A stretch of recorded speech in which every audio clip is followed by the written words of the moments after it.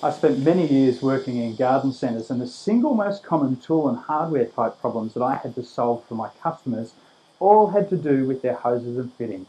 Leaking fittings, fittings that won't stay on the hose, hose twists, tangles, kinks, the whole catastrophe.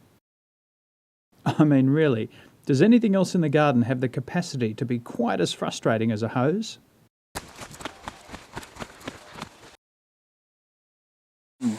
Well, I've got a few tips that can help you avoid some of these frustrations, and most of them are just as useful with an old hose as they are with a brand newie. When you're buying a new hose, you'll find there's a huge range available, and it's really worth spending as much as you can afford to on a quality hose.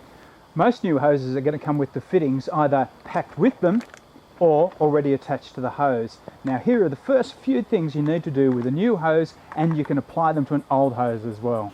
If your hose, new or old, has fittings attached, take them off so you can look at the cut end. Is it a nice clean and square cut, or is it at an angle?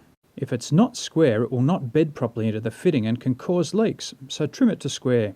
Put your fittings back on and make sure that you don't bend any of the little lugs so they get caught in the fitting. I find it best to just flare them out a little first. Now push!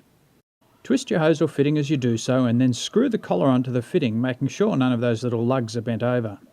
It's important that the collar is screwed on straight and is as tight as possible.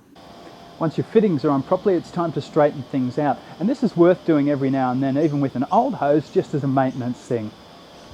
Gently put a brick or something heavy on one end and lay your hose out in a straight run, preferably in the sun, as this will make it more malleable. Then give it the flick and twist treatment to get the curls out of it. In the long run, this all helps to keep your hose from kinking. Your hose is now good to go. Assuming you're not going to be winding it onto a hose reel, you do need to coil it correctly for storage so that the next time you go to use it, it's not going to be full of kinks and tangles. Take arm's length sections as you coil it either into your other hand or on the ground. You'll find you get in the habit of giving it a twist as you do so to get the curls out. How you store your hose is up to you.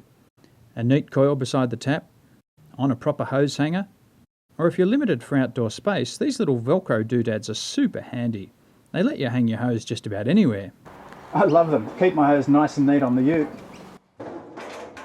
And I've just one last little maintenance thing.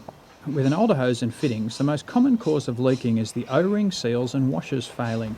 These tiny little black bits are the O-rings, and the washers are in here. Around every 12 months or so, carefully replace these. You'll find packs at your hardware store. Heaps cheaper than replacing whole fittings. And there you have it. Follow these pretty simple steps and you'll get years of trouble-free use from your hose. No axe required.